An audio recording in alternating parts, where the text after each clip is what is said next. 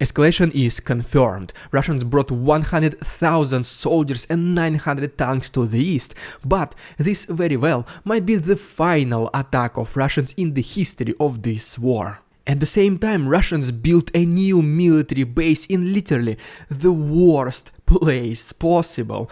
Putin is betrayed by one of his allies, and finally Zelensky gives Russians an advice how they can win in this war. But more about all of this in just a couple of minutes. What's up, investors? It's the Russian dude. And let's get straight to the point and talk about some ridiculous Russian propaganda.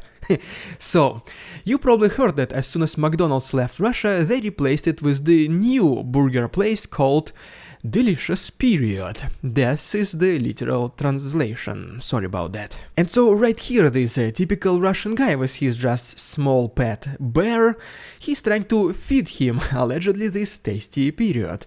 And bear, well, animals, they eat whatever you give them, even bear refuses to eat it. So the main question in my head is whether this is the quality of the food itself, or maybe because of the name of the food chain, Tasty Period. Well, I don't think bears can read, so it only leaves us with one option. But you know what? Not gonna lie, a man with his pet bear, it does look kinda cool. Probably dangerous, maybe not as dangerous after a couple of shots of vodka, so just let me know in the comments if you would like to have a pet bear. Or if you want, you can simply like this video and subscribe to my channel, so I can see how many of us want to be a proud bear owners. But okay.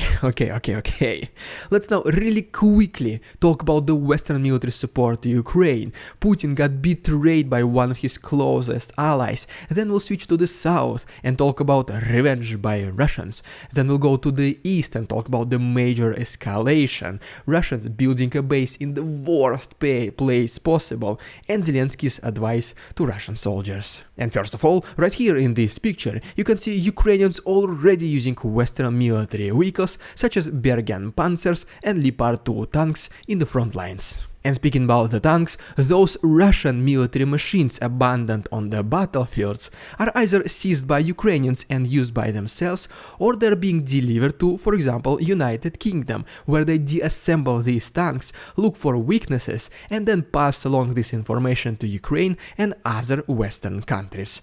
So yeah, Russia abandoning its tanks on the battlefields, it's pretty much the worst thing they can do. Next we have an extremely interesting thing. So, if Ukraine is to buy 23 Hawk air defense systems from Taiwan and put them along the front lines, it does not even need to be necessarily exactly on the front lines.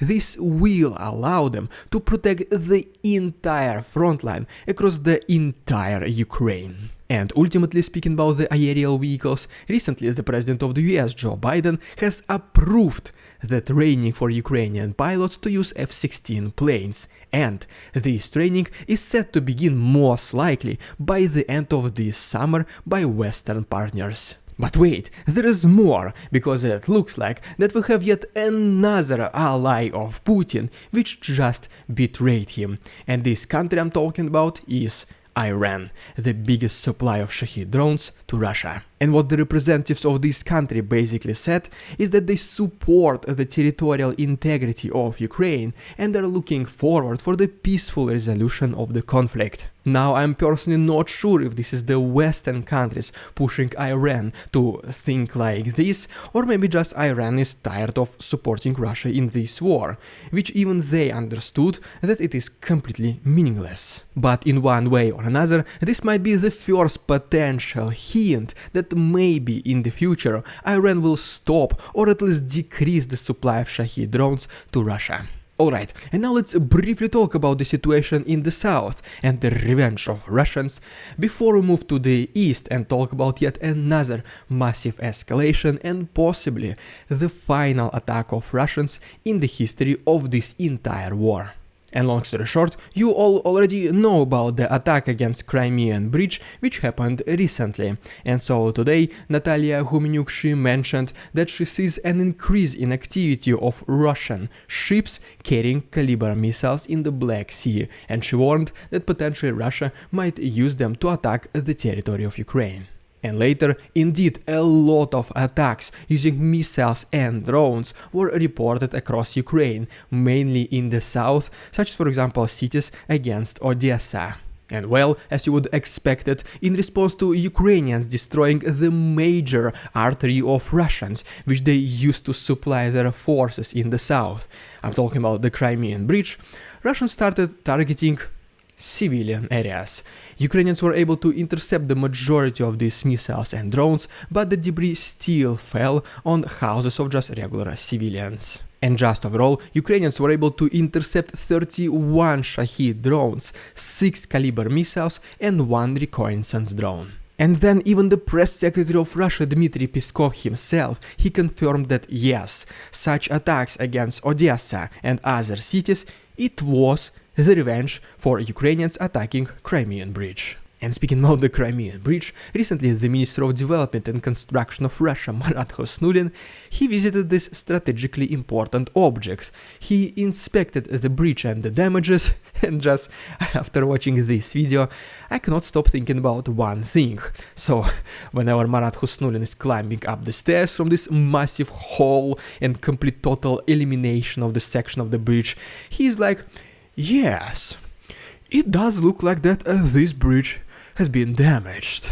But okay, now let's get back to the actual front lines in Zaporozhye, where, as you can see from this video, Ukrainians with the use of one simple drone were able to stop the entire assault group of Russians. I am almost positive you can imagine the consequences of this attack in your head, but if you want to see them in person with your own eyes, YouTube does not allow this as always, the full version is on my Patreon, the link is down below and there's still 1 week of free access. And as we get back to this map which shows us the changes in territorial control, you can see that Ukrainians were able to liberate a little bit more land to the southeast of Kamensk. Going more to the east, right here we can see that Ukrainians were also able to advance a little bit to the south of Chervony and Malinivka. And as we move closer to Velika Novosilka frontline, we can see that Russians were able to recapture just a little bit of land to the south of Rivnopil, and then Ukrainians liberated some territory to the east of this area. And according to the representative of Ukrainian army Valery Shershin, one of the most significant battles recently have been happening in Staromayorsk, with both sides pretty much stuck at this point, but Ukraine is being just a little bit more successful. Right, and now as promised, let's go to the east, where allegedly recently became another major escalation and potentially the final attack of Russians in this war. We're also going to talk about Russians constructing a military base in the worst place possible, and then Zelensky giving an advice to Russians how they can win in this war. And the escalation I'm talking about is yet, according to another representative of Ukrainian military, Serhiy Cherevatый, is that Russians brought approximately 100,000 soldiers to the front lines between Kupiansk, Svatove and Kreminna. This is the same number of soldiers that Soviet Union used in the entire Afghanistan war. In addition to that, Russians also brought estimatedly 900 tanks and 370 multiple launch rocket systems. And this information has almost been immediately confirmed by the Institute for the Study of War, claiming that there is an increase in activity by Russians along Kupiansk, Svatove, Kreminna frontline. And indeed, as soon as we take a look at this map which shows us the changes in territorial control, Russians were able to capture a little bit more land to the south of Mazutivka, and as we get closer to Svatove region, we can see that Russians also breached a little bit of Ukrainian defenses in this forest area to the west of Karamazinivka. But as we get closer to Bakhmut area, this is where Ukrainians were a little bit more successful, as they were able to liberate just a little bit of land to the northeast of Orekhovo-Vasilievka. And speaking about Bakhmut itself, Ukrainians were able to destroy a large artillery firing position of Russians to the southeast of the city, along with their heavy artillery system called Tulpan. And yet another, already at this point unbelievable news, is that Ukrainians were able to destroy one more $3 million extremely modern battle tank of Russians, T-90, using only a simple $200 drone. The advantage of these drones, besides them being very cheap, is that they're also extremely maneuverable, and so such heavy machines as tank are simply do not have enough time to react. The full version with the consequences as always on my Patreon, the link is down below. But wait, there is more!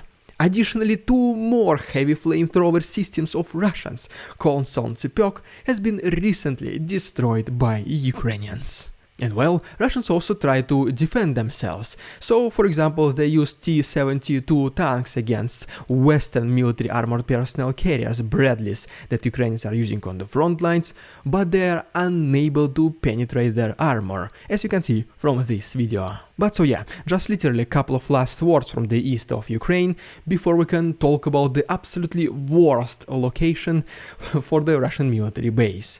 And so yes, first of all, let's stop near Donetsk next to this airport, where Ukrainians were able to reportedly destroy a large mortar firing position of Russians. Next to go to Marinka, where Ukrainians were also able to destroy a firing position of Russians along with their observation post to the north of this city. And just overall, in the last 24 hours, Ukrainians were able to destroy 22 artillery firing positions of Russians, 1 ammunition warehouse and 1 electronic warfare equipment. And just right here, you can see the total anticipated losses of Russians in their military equipment since the very beginning of this war. And so you might ask, what is the response by Russians? As always, something that you would clearly expect. They were able to attack and destroy a civilian area located in Avdiivka. But then they did something even more stupid, because they literally constructed a new military naval base in the worst place possible. I'm talking about the new military base of Russians located in Mariupol, which, as you can see, according to this British intelligence report. And why the location is so bad, you might ask? Well, if Ukrainians they bring their long-range missiles, the city of Mariupol is most certainly will be the range of such missiles. Additionally, Russians will be using this port in Mariupol to resupply their forces along southern front lines, including in Crimea. But once again, Ukrainians, it will be just enough for them to locate these long-range missile systems along the front lines, and pretty much every single path of these Russian military ships will be in range for Ukrainian missiles. So pretty much they're bringing a lot of workforce, a lot of military personnel, trying to build this military base, which will obviously cost also a lot of money, and bring a lot of their military warships in this place. And in reality, what will happen? This will be just yet another meaningful reason for Ukrainians to attack this place. Pretty much something what happened with Crimea.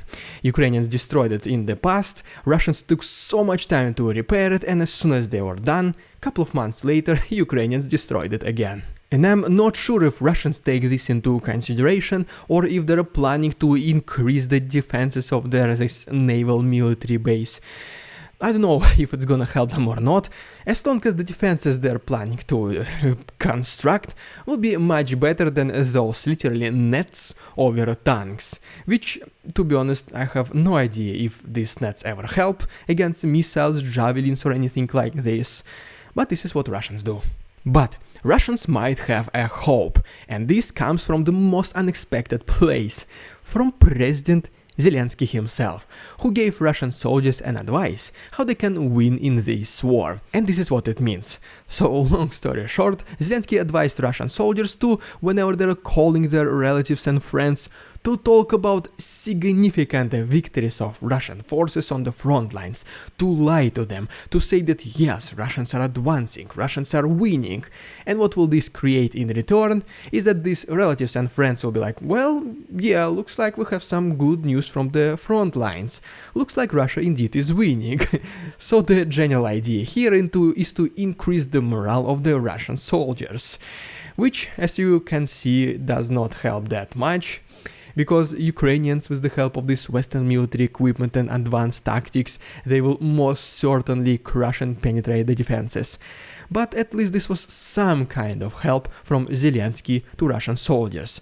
He honestly did way more than Putin himself. But yeah, jokes aside, according to the Ukrainian Love General Army Alexander Syrsky, he said that unfortunately yes, the counteroffensive of Ukraine is not as fast as many people anticipated it to be, but one of the main reasons it is because Russians were able to have so much time to build defense structures and mine the front lines, so it takes so much time to demine these locations at least. General Syrsky also mentioned that Ukraine will be targeting to liberate Bakhmut because this was one of the major cities in the last year and the beginning of this year, so recapturing it will have a significant morale boost to the Ukrainian forces. And then he mentioned that yes, the cluster munition from the US is already in Ukraine, but Ukraine is still yet to use it. And speaking once again about the Western military support, the United Kingdom made a statement to the United Nations that this war in Ukraine cannot last another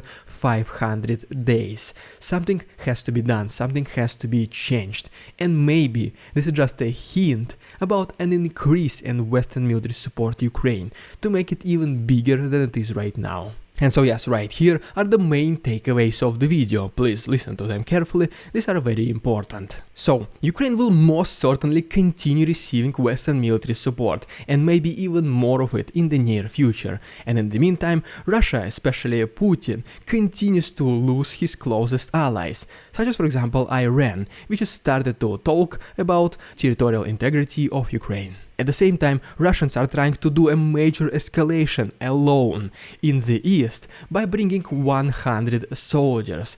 Most likely without the support of their allies or even without Wagner, they will not be able to achieve any significant progress.